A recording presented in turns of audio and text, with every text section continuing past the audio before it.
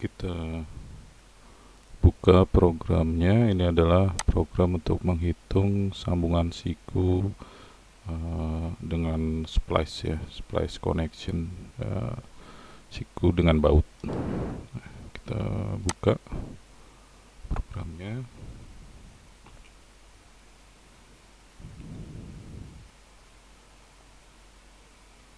Oke, kita buka original workbook.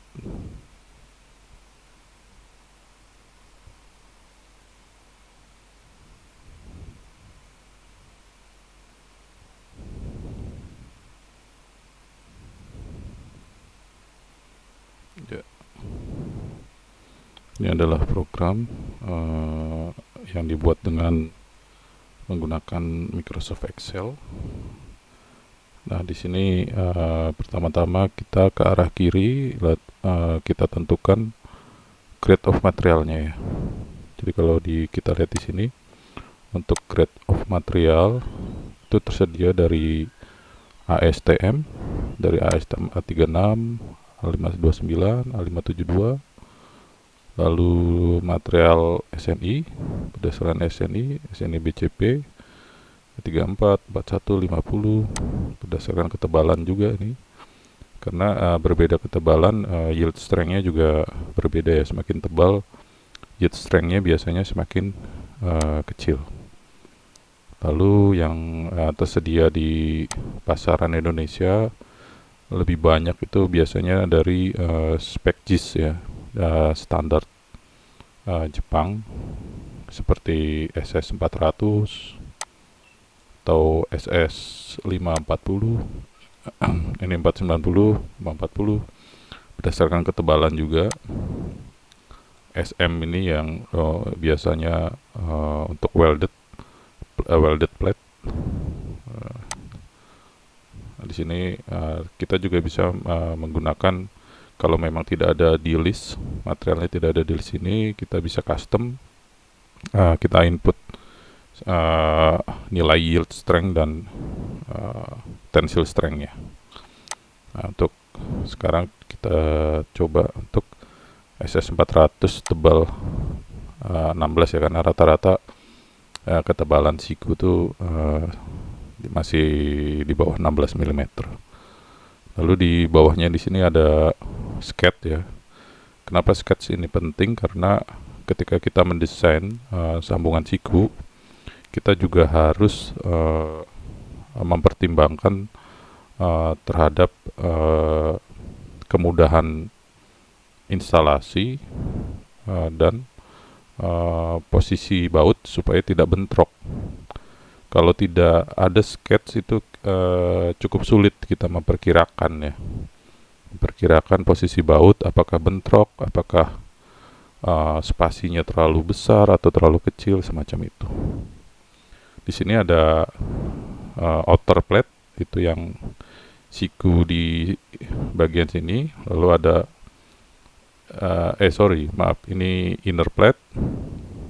Lalu yang di belakang ini adalah outer plate.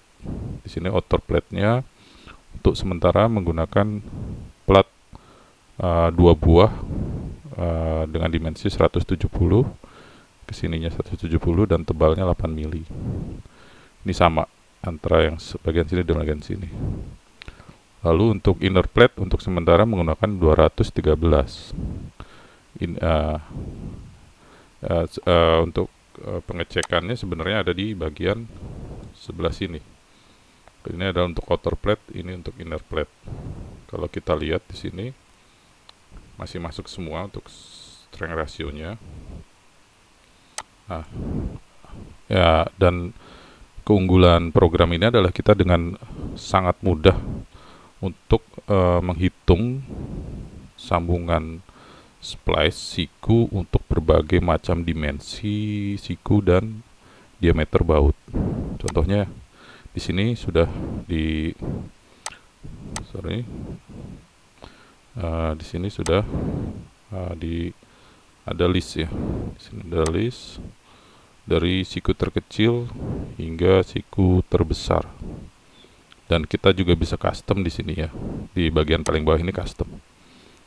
Nah, misalkan dengan saya ubah menjadi siku 50 kali 4.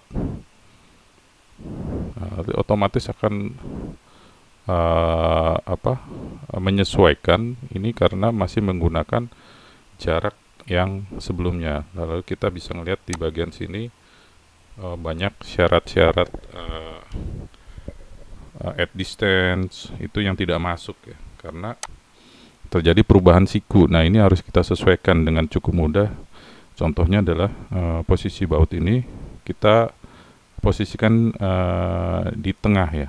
Kita ubah dulu karena untuk siku 50 diameter baut dengan 20 mm itu terlalu besar. Kita ubah dulu ke yang kecil. Nah, lalu ini akan menyesuaikan sendiri karena ini jaraknya itu berdasarkan pengalian dengan diameter untuk mempermudah. Jadi masih acak-acakan gitu. Nah, lalu kita buat posisinya di center terlebih dahulu. Make bolt position at center seperti ini, masih seperti ini. Lalu edge platnya ini kan masih tidak sama nih. Ini kita buat sama dulu. Make edge plat same with the edge of main angle. Nah, akan menjadi lebih rapi. Lalu untuk inner plat ini kita bisa sesuaikan dengan profil mainnya, profil utamanya 54. Jadi copy main angle dimension to the plate. Kita klik. Nah, dia masih 55, kita klik sekali lagi. Dia menjadi 54. Nah, ini lalu kita cek di sini di bagian S1 not okay, karena terlalu ke tepi ya. Jadi ini S1 itu adalah jarak dari as baut ke tepi siku. Itu tidak memenuhi untuk syarat minimumnya, sehingga muncul warning not okay. Dengan cara bagaimana caranya untuk supaya oke? Ini karena ada significance, jadi ini harus dibuat satu supaya dia bisa presisi ya, lebih presisi, supaya bisa tepat di tengah ya. Jadi contohnya misalnya ya kita ulangi menggunakan siku L7076, make bolt position at center. Nah, ini di add plate-nya dibuat sama dulu. Lalu 76 ini masih 66 kali 4 menjadi 76, berubah menjadi ini. Atau kalau kita mau berbeda dengan L76, kita mau pakai siku yang lebih kecil, misalnya L66 misalnya ya, L66. Lalu kita klik aja ini, set the plate dimension to the profile below. Ya, dia 60 kali 7. Nah, kita klik lagi karena dia 2 kali step perhitungan. Nah, lalu sudah berubah jadi 6. Dia juga menyesuaikan lagi. Kita cek apakah dia masih kuat atau tidak dengan 66. Ternyata masih kuat ya. Tidak, ini masih oke, masih oke, masih oke. Oke. Lalu untuk desain method juga kita bisa menggunakan LRFD atau ASD. ASD di sini adalah allowable strength design ya, bukan allowable stress design. Ini ASD dan LRFD ini ada tercantum di kode IESC 360 2010 yang menjadi acuan untuk pembuatan perhitungan program ini. Nah, lalu selanjutnya adalah kita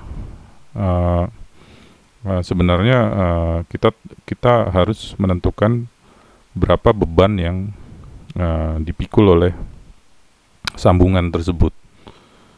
Seperti kita ketahui, untuk kekuatan maksimum bahan bisa didapatkan oleh dengan kekuatan tarik profil penampang tersebut ya. Uh, uh, kenapa kenapa kuat tarik bukan kuat tekan? Karena kuat tekan itu dipengaruhi oleh kondisi buckling, sehingga keruntuhannya bisa terjadi ketika pada saat stresnya masih dalam kondisi yang rendah.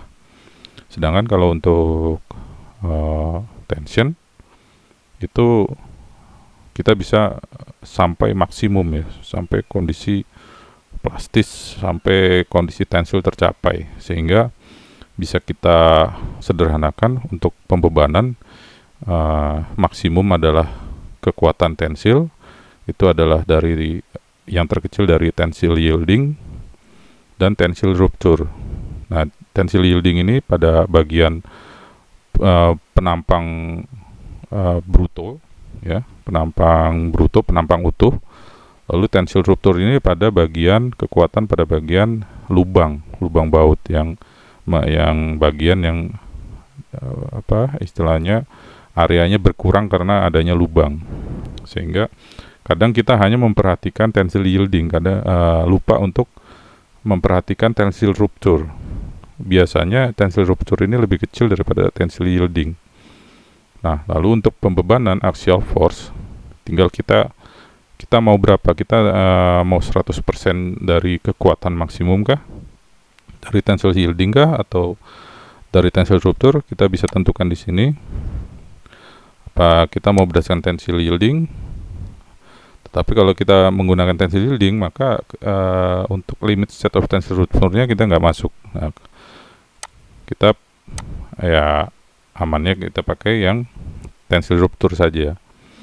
Jadi kekuatannya lebih kecil. Jadi bebannya kita tentukan 100% dari tensil rupture, yaitu 160,59 untuk kasus bolted splash untuk L7076 dengan steel grade SS400.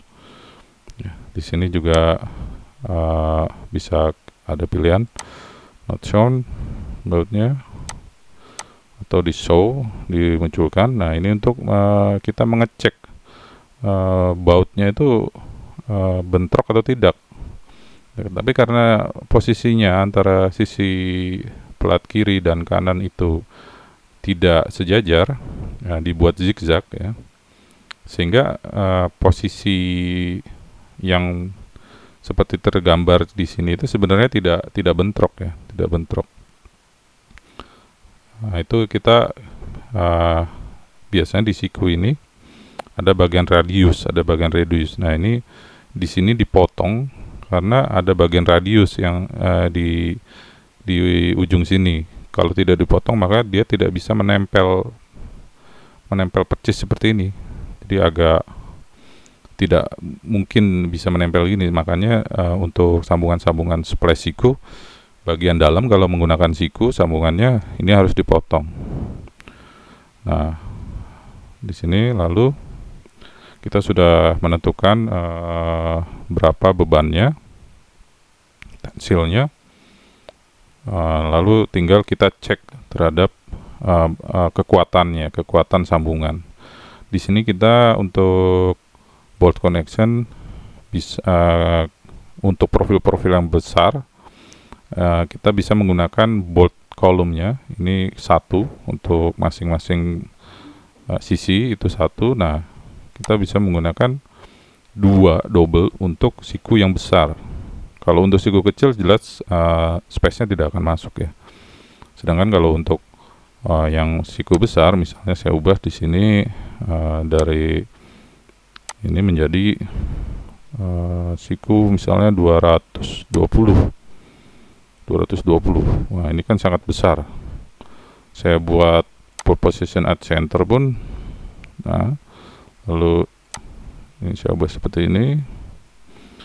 Ini copy main angle saya samakan dengan profil utama 220. Oke, sekali lagi. Nah, di sini M20 terlihat masih cukup space untuk kita buat menjadi double ya. Terus kita ubah jadi double ya. Nah, sebenarnya kita sesuaikan lagi, kita make bold position at center lagi, lalu klik ini lagi, lalu kita ini lagi masih 221, klik lagi jadi 220 ya. Nah, kalau kita ngelihat di sini space-nya masih cukup besar, sedangkan di sini agak sempit. Ini bisa kita geser dengan cara ubah F1. F1 ini bisa kita ubah jadi misalnya 4 kali diameter baut. Misalnya kita ubah jadi 4 kali diameter baut. Nah, dia menjadi bergeser ya. Nah, nanti kita sesuaikan lagi. Ini tidak perlu karena tadi sudah kita ubah F1-nya. Nah, kita samakan ini. Lalu sama ini 221, klik lagi jadi 220. Nah, ini semakin bagus ya, karena baut semakin jauh dari tepi itu semakin mempermudah instalasi ya, karena kita tahu bahwa alat untuk instalasi baut itu dia memerlukan space ya, untuk pengencangan gitu. Jangan sampai terlalu mepet ke pinggir sehingga baut itu sulit untuk dikencangkan gitu. Alatnya mentok dengan tepi pelat seperti itu ya. Kita lihat di sini dari bolt spacing, kita ada di sini simbol-simbolnya lengkap, S1, ada S2, E2, itu semua ada di sini. Kita bisa atur di sini semuanya. Kalau kita mau ngerubah, kita tidak puas dengan dimensi-dimensi ini, bisa kita atur ya di sini. Misalnya contoh saja untuk S1, S1 itu adalah jarak dari sini ke sini ya, itu dari ya jarak ini. Kita ubah, misalnya kita ubah 3 kali diameter menjadi 60. Lalu kita sesuaikan lagi seperti ini. Lalu ini juga kita sesuaikan menjadi seperti ini. Jadi ini cukup sangat mudah sekali kalau kita mau membuat tipe sambungan yang bervariasi ya, segala macam bentuk, bukan segala macam, maksudnya dengan bentuk-bentuk yang ada di sini dengan jarak-jarak yang bervariasi itu sangat mudah kita lakukan. Nah, kalau kita misalnya contohnya pakai baut anggaplah M16. Nah, tinggal kita sesuaikan lagi. Kalau kita sesuaikan position at center, oke, berubah dikit. Nah, ini kan tidak genap ya, genap, tidak, angkanya tidak cantik lah gitu ya. Kalau kita mau buat cantik, kelipatan 5 atau 10, kita ubah di sini. Misalnya anggaplah kita mau kelipatan 5, maka dia akan menyesuaikan sendiri. Nah, seperti ini, jadi dia 50 berubah jadi 50 seperti ini jadi 70. Nah, di sini menyesuaikan. Nah, kita copy main angle dimensionnya ya 219, kita klik lagi. Nah, begitu ya. Atau kalau kita siku inner plate-nya ini terlalu besar 220, kita mau yang lebih kecil untuk menghemat gitu. 220 bisa kita pakai, misalnya pakai 175 12, kita klik. Oke, klik lagi. Nah, sudah berubah jadi 175 12. Tapi di sini agak mepet ya, Nah, ini fungsinya skate ini seperti ini. Kita tahu di sini agak mepet. Kemudian kalau dia mepet ini jadi terputus platnya. Kita besarkan. Jadi 175 kali 15. Kita ubah lagi. Nah, ini sudah lumayan, dia masih tersisa space cukup supaya tidak putus ya. Di sini kita buat make split center. Nah, di sini kita cek sambungannya, outer plate dulu. Kita cek dengan penambahan dari tebal requirementnya 9 mili. Lalu supaya bulat, kita anggap aja 0 dulu. Jadi requirement kita ambil 9 mili. Ternyata di sini tidak oke. Lalu kalau tidak oke, kita tambah tebalnya 1 mili tadi, atau 2 mili atau 3 mili. Itu tergantung dari hasil perhitungan di sini apakah oke atau tidak oke. Kita udah oke di sini, lalu kita lanjut cek untuk inner plate-nya. Inner plate-nya 175/15. Di sini ada penambahan 6 mili dari requirement. Requirement-nya 9 mili. Kita tambah jadi 6 karena supaya menjadi 175/15. Nah, kita lihat di sini masih masuk. Strength ratio-nya masih masuk 0,25, malah jauh lebih oke ya, di sini lebih aman nih. Nah, kenapa di sini 50%? Karena siku gaya tarik siku ini dibagi ke 2 sambungan, yaitu sambungan dalam inner plate, lalu sambungan luar outer plate. Kenapa 50% seperti itu? Jadi di sini 50%, yang di luar 50%.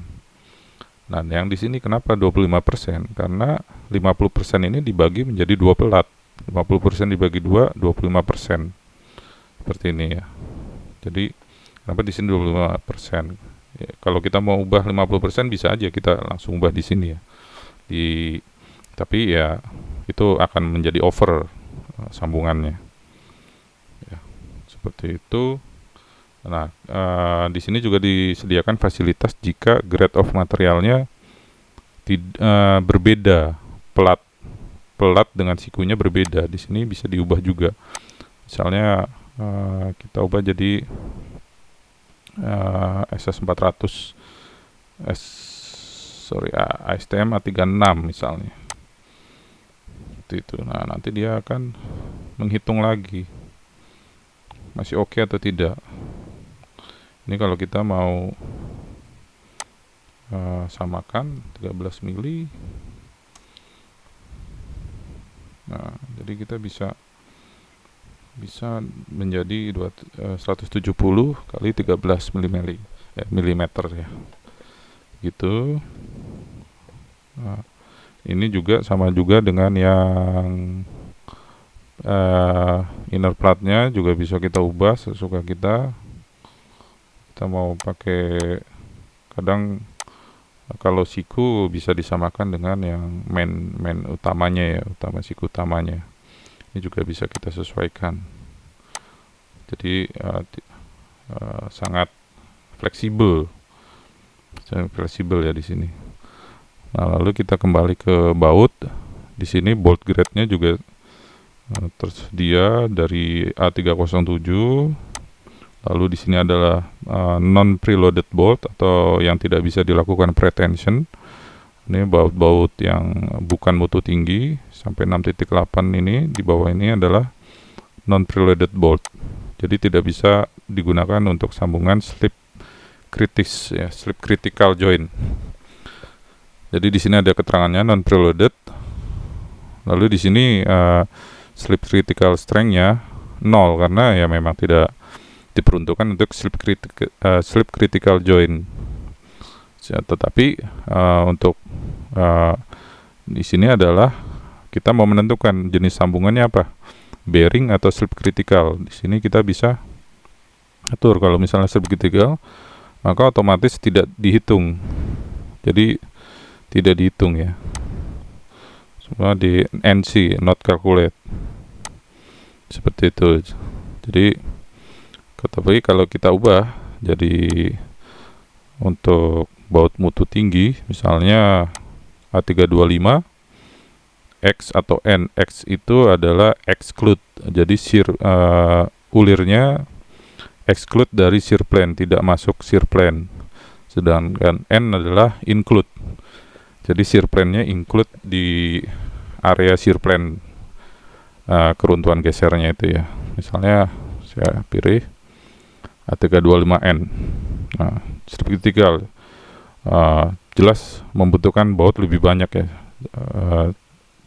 Baut bearing itu hanya membutuhkan 18.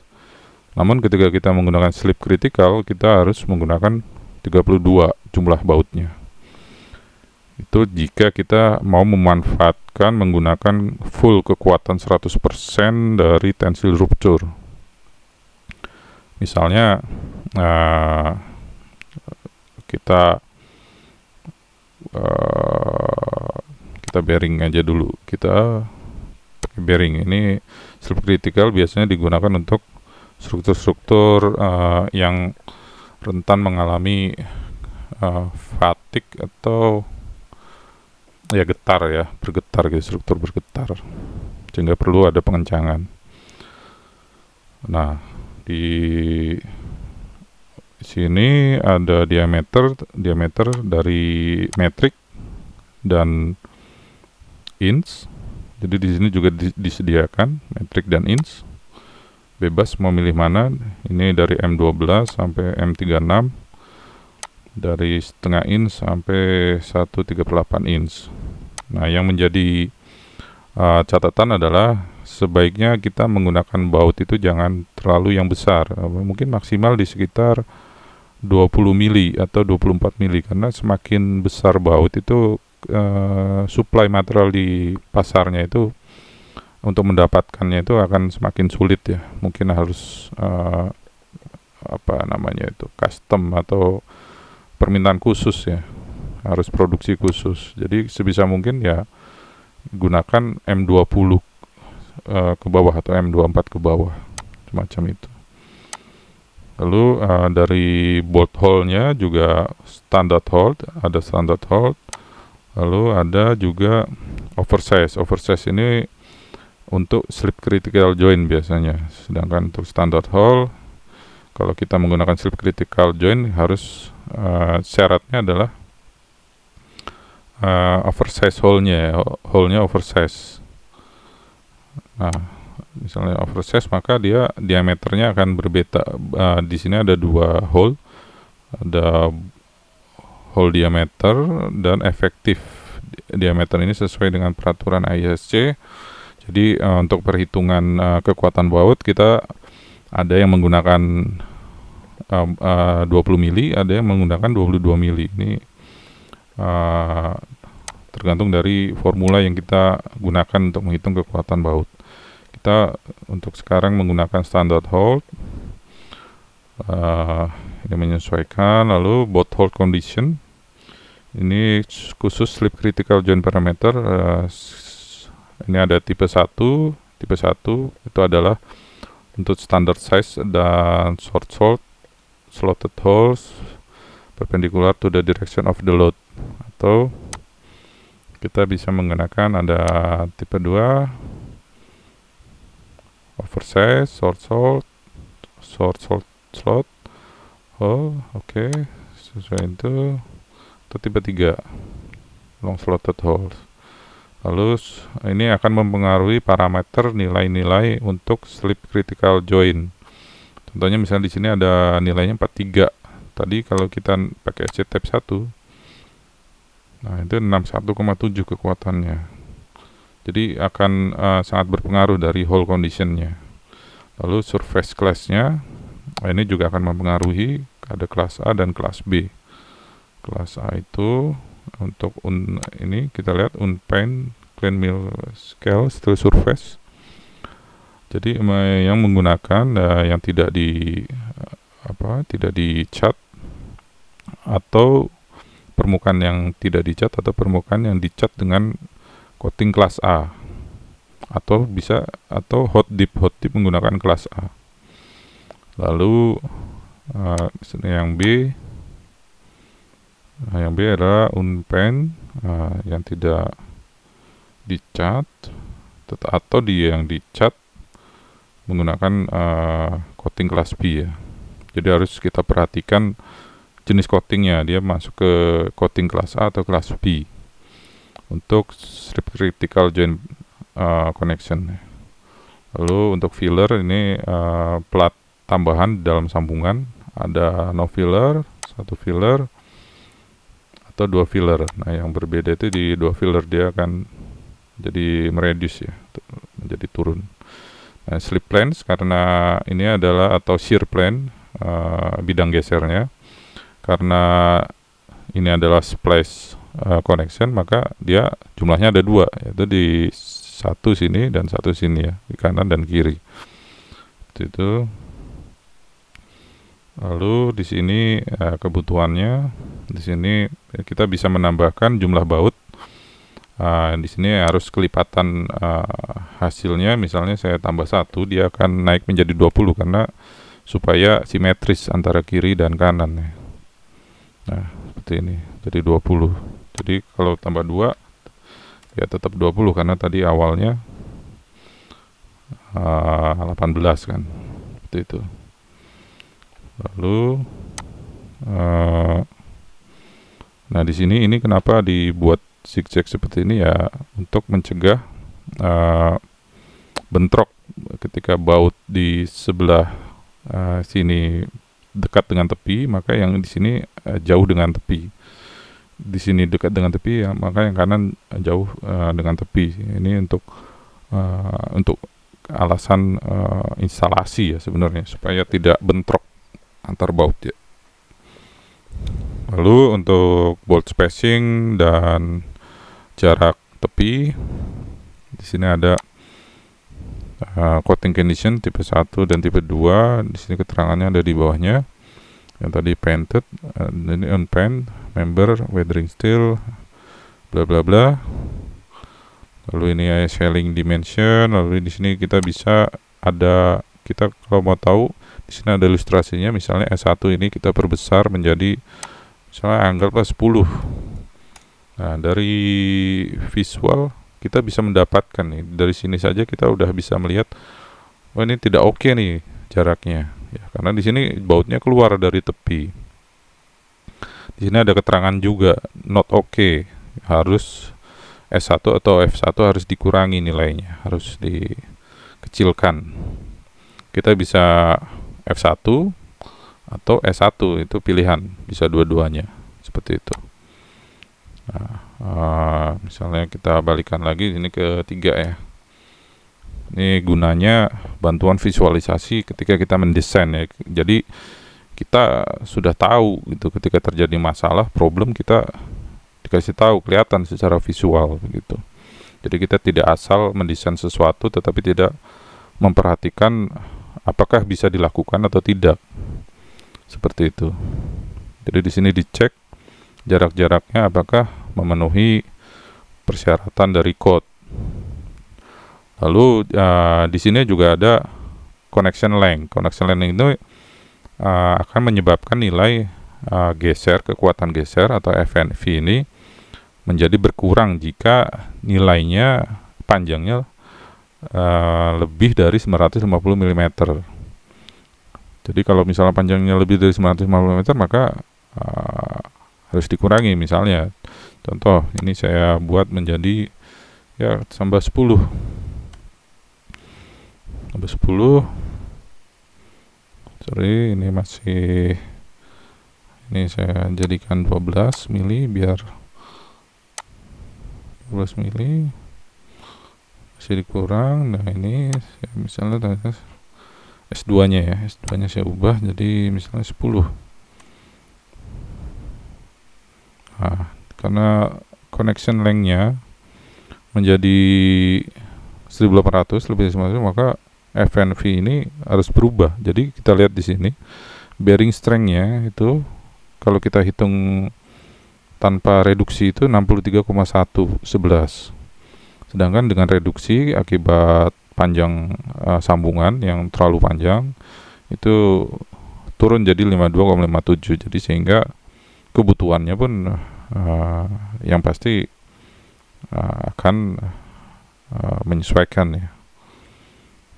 Nah, lalu di sini ada perhitungan untuk bearing strength at both holes.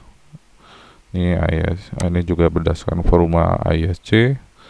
Kita pasalnya yang saya cantumkan di sini karena kalau keterangan ininya akan panjang ya. Ini keterangannya ada di bawahnya nih. Tinggal kita sesuaikan dengan kebutuhan kita. Dia akan kekuatan menyesuaikan. Lalu block shear strength. Nah, block shear strength ini ada beberapa mode ya, mode 1, mode 2, mode 3 tergantung dari bentuk runtuhannya. Mungkin kalau saya ilustrasikan gitu, sebenarnya ada di laporan ini ya. Misalnya ini saya print dulu untuk menunjukkan bentuk keruntuhannya ya. Untuk bentuk keruntuhannya sini saya copy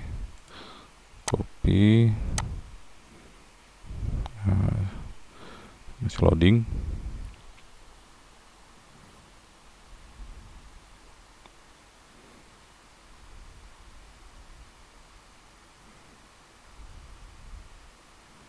Loadingnya agak lama.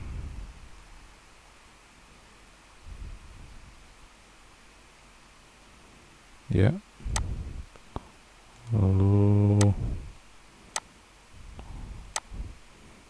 saya bebas kasih judul apa saja. Saya tuliskan 1. Ada 10 halaman.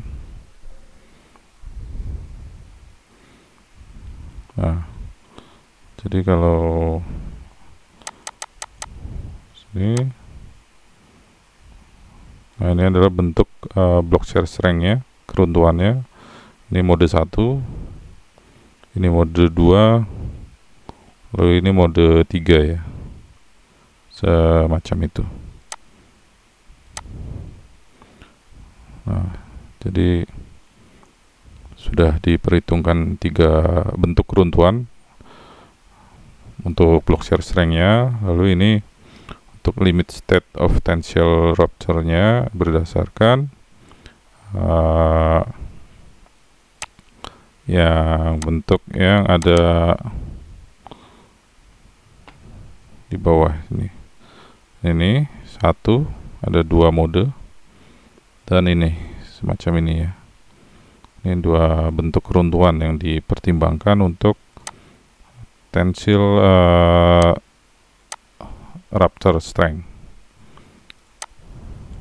Lalu di sini adalah untuk perhitungan untuk outer plate connection ya, sesuai modenya. Untuk block shear strength-nya ada 2, mode 1 dan mode 3. Lalu untuk limit set tensile juga mode 1, mode 2. Di sini kita bisa print juga connection detail sketch untuk keperluan drafter untuk menggambar berapa sih dimensinya. Nah, di sini sudah disediakan untuk mempermudah ya, untuk mempermudah penggambaran untuk drafter. Misalnya saya kasih judulnya 2 ya, 2. Sebentar. Nah, di sini